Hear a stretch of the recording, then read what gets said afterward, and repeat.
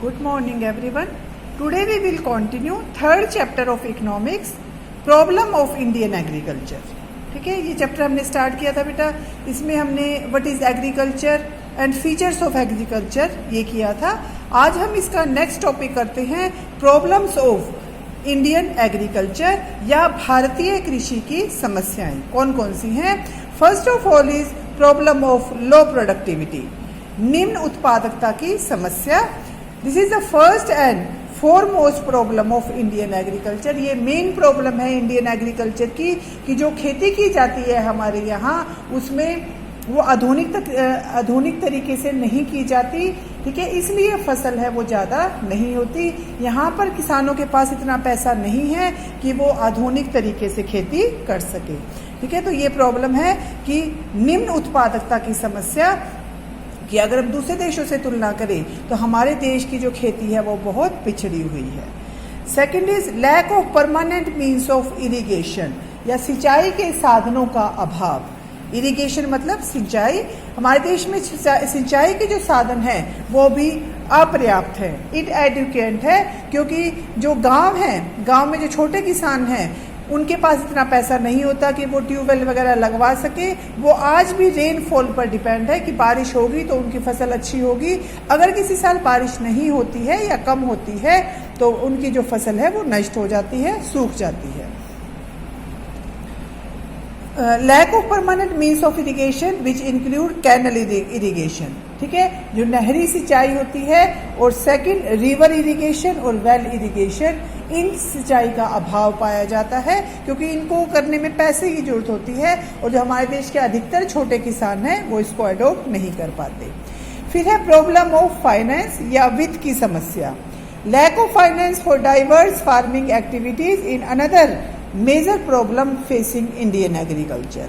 ठीक है, हमारे देश में जो मेन प्रॉब्लम है वो है फाइनेंस की. जो छोटे किसान हैं उसके पास इतना पैसा नहीं है कि वो अच्छी तरह की खेती कर सके. ट्रैक्टर, थ्रेशर आदि खरीदने के लिए उन्हें जो लॉन्ग टर्म लोन है वो उनकी आवश्यकता होती है. फिर अगर वो मिल भी जाते हैं तो उसके ऊपर ब्याज बहुत हो जाता है जो कि वो चुका नहीं पाते. ऐसे महाजन है या भूस्वामी है, ये महाजन भूस्वामी से ज्यादा ब्याज की दर पर छोटे किसानों को रुपए देते हैं. ठीक है, तो ये ब्याज के बोझ से दब जाते हैं. फिर तो इस तरह से ये प्रॉब्लम रहती है हमारी कंट्री में फाइनेंस की या वित्त की. फोर्थ है कन्वेंशनल आउटलुक या परंपरागत दृष्टिकोण. हमारे जो गांव हैं, ठीक है, वहां पर अभी भी परंपरागत दृष्टिकोण है. परंपरागत तरीके से खेती की जाती है और सिर्फ अपना जीवन निर्वाह खेती की जाती है कि इतनी ही खेती करते हैं वो लोग कि अपने परिवार के लिए उन्हें बाहर से अनाज ना खरीदना पड़े. ठीक है, उसके लिए खेती करना जीवन निर्वाह का एक साधन है, कोई व्यापार नहीं है, इसलिए वो खेती कर लेते हैं जिनसे उसे अनाज की प्राप्ति ना हो, जिनसे ऊंचा लाभ प्राप्त हो और अधिक जोखिम उठाना पड़े. क्योंकि देखो, अगर हम कोई भी काम शुरू करते हैं उसमें रिस्क तो होता है. ठीक है, उनके पास पैसा नहीं है, वो सोचते हैं कि हम पैसा उधार लेके और अगर हम खेती करते हैं तो फसल अच्छी ना हुई तो वो हमारे फिर हम ब्याज समेत पैसा है वो कैसे चुकाएंगे. तो ये इसलिए वो निर्वाह खेती करते हैं. ये मेन ड्रॉबैक है हमारी खेती की या मेन प्रॉब्लम है ये हमारी इंडियन एग्रीकल्चर की. उसके बाद है स्मॉल एंड स्कैटर्ड होल्डिंग्स. ये आपने एसएस में भी पढ़ रखा है कि यहाँ पर जो गांव में व्यक्ति रहते हैं उनके पास छोटे छोटे खेत हैं. ठीक है, एक खेत यहाँ पर है, फिर 1 किलोमीटर जाकर है, ऐसे खेत है वहाँ पर छोटे छोटे बिखरे खेत हैं जिन पर अच्छी खेती करना या कोई टेक्निक से खेती करना बहुत ही मुश्किल है. छोटी जोतें होती हैं या छोटे खेत होते हैं वो आधुनिक उत्पादन तकनीक के लिए उपयुक्त नहीं होते और बिखरी जोतों के कारण प्रबंध की लागत भी बहुत ज़्यादा बढ़ जाती है. तो स्मॉल और स्कैटर्ड होल्डिंग के कारण या छोटी और बिखरी जोत के कारण हमें इस समस्या का सामना करना पड़ता है. फिर सिक्स्थ है एक्सप्लॉयटेटिव एग्रियन रिलेशन या शोषक कृषक संबंध. वही है, इसमें भी कृषक संबंधों से अभिप्राय भूस्वामियों और पट्टेदारों के बीच व्यवसायिक संबंधों से है.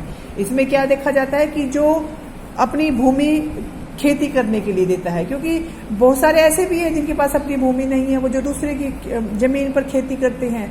ठीक है, और बदले में उनको क्या मिलता है, बस साल भर का अनाज. ठीक है, वो दिन रात मेहनत करते हैं धूप में सर्दी में, लेकिन उनको उसके बदले में सिर्फ अनाज दिया जाता है। तो उनके बीच में जिनकी भूमि होती है और जो उनकी भूमि पर काम करते हैं, उनके बीच में जो संबंध है, जो रिलेशन है, वो ज़्यादा अच्छे नहीं होते। तो इस वजह से एक ये प्रॉब्लम भी आती है हमारे सामने। पट्टेदार जो वास्तव में भूमि पर खेती करते हैं, भूस्वामी को ऊंचे लगान देते हैं उसका, ठीक है, और अधिकतर भूस्वामी फसल के रूप में लगान वसूल करते हैं कि जो आपने फसल उगाई है हमें वो दे दो, अपना सिर्फ हिस्सा रखकर और वो फसल हमें दे दो, और वो बहुत ऊंचे दामों पर बिकती है फिर। तो इस तरह से आज भी एक्सप्लॉयटेशन किया जाता है। Lack of organised marketing system कि अभी भी जो मार्केट्स हैं जहां पर अनाज को बेचा जाता है या विपणन प्रणाली है, उसकी सुविधा नहीं है। Agrarian relation refers to the market system related to crop production is highly or unorganized।